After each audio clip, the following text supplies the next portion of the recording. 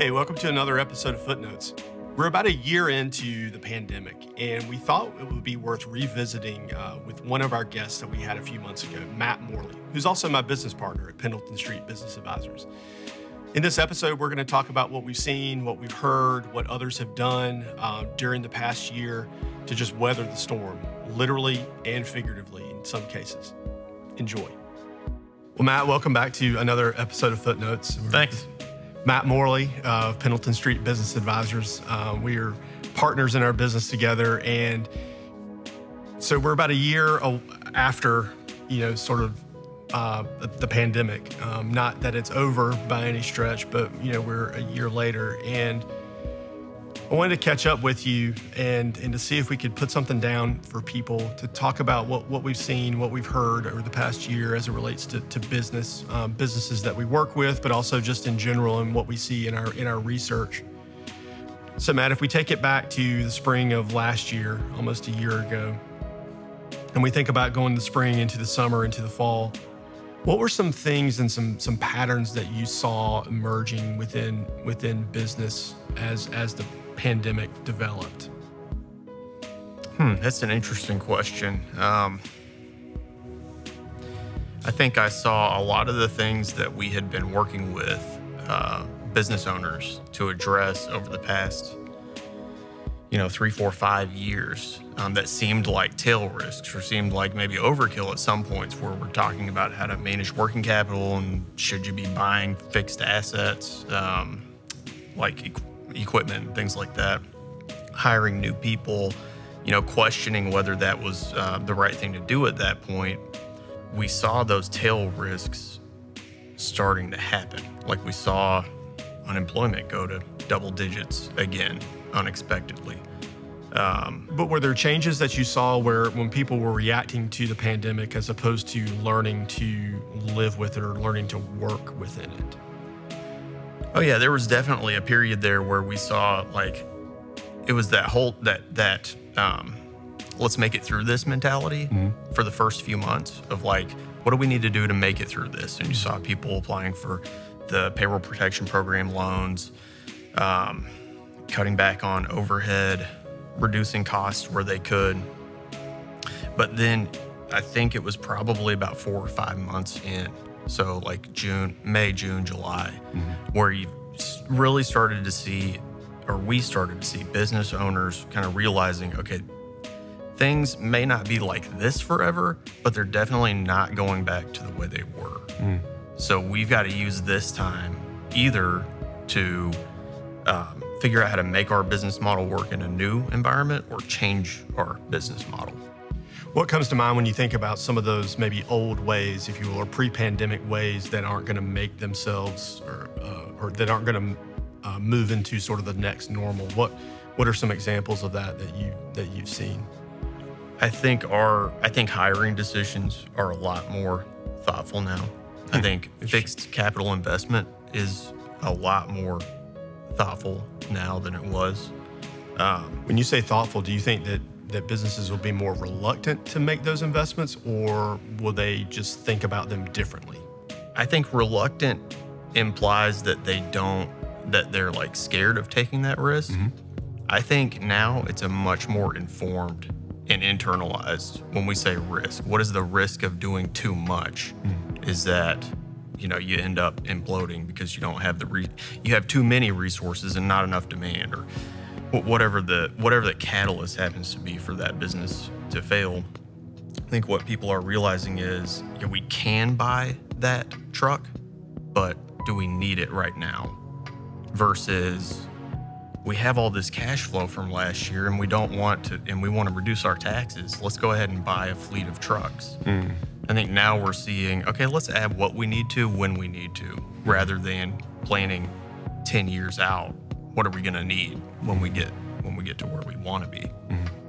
Yeah, it's interesting what you mentioned about spending for tax purposes. I think that just from my viewpoint in the business world, you used to hear a lot of those attitudes of, I've got all this money, I want to spend it so that I, quote, don't have to pay taxes, or so that I can pay less taxes. And I would definitely agree with you that I think now sort of income taxes are seen as just yet another business expense, along with capital goods, payroll, things like that it's just another line item to be managed. It's not necessarily the key criteria for making decisions, especially as you're going to spend money. I think that's personally, I think that's a better way to look at it in a more productive sense for the business.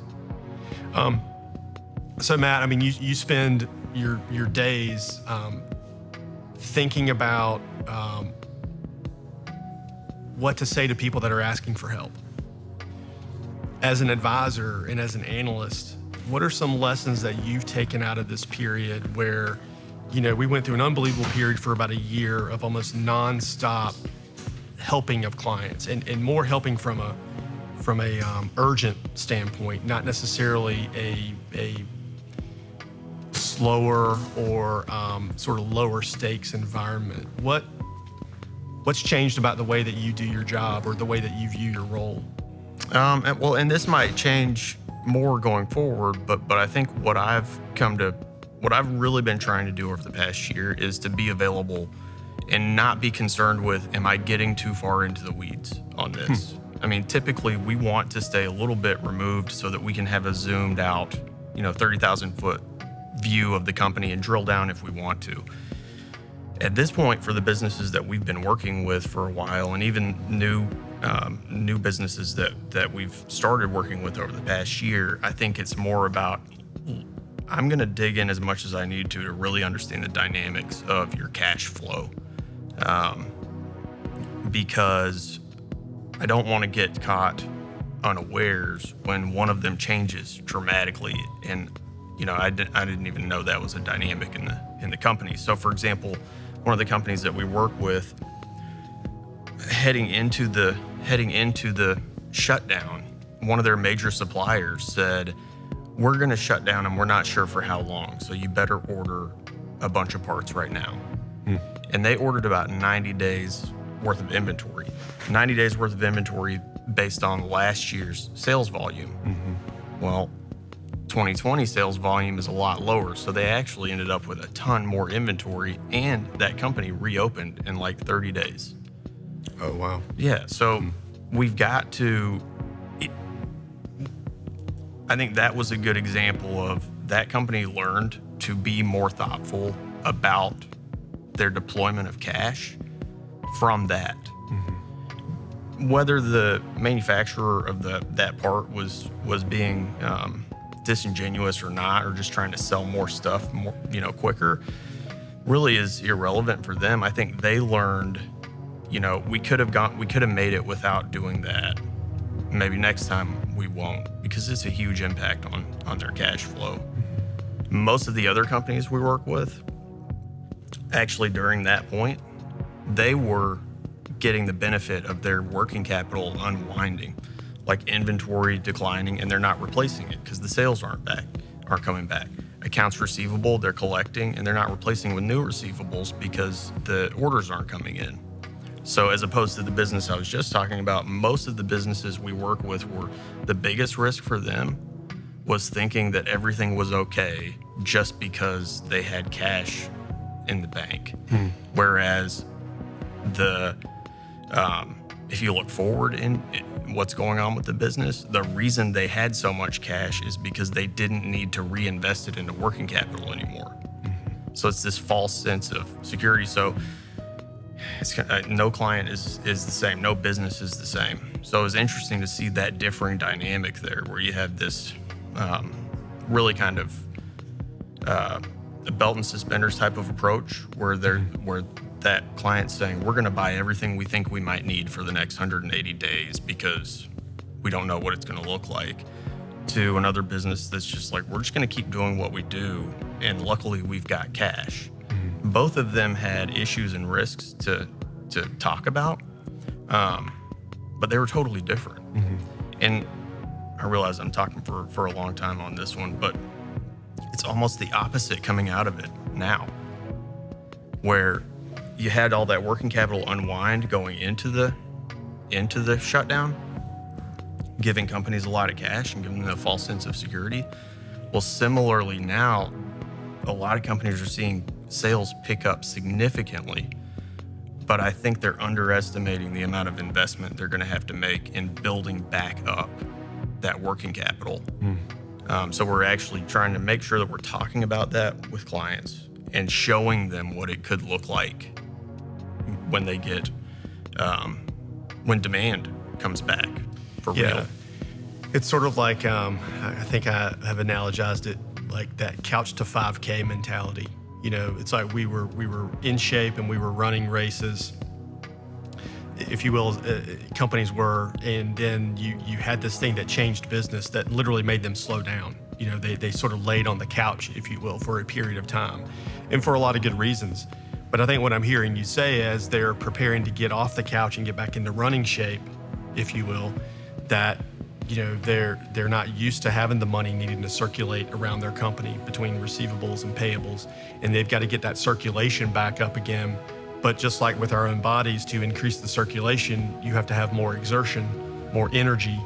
And I think that's what I'm hearing you say, that the use of the money in the business is like sort of re-energizing yourself to go from that couch to 5K again. And I think that you're right, that is lost on a lot of business owners, that when you do have a slowdown and cash begins to pool up because you're not spending it, you also know you're not taking it in, but you're not spending it as much either.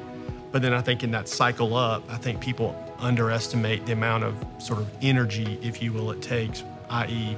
use of cash, to go back on the upswing. Yeah.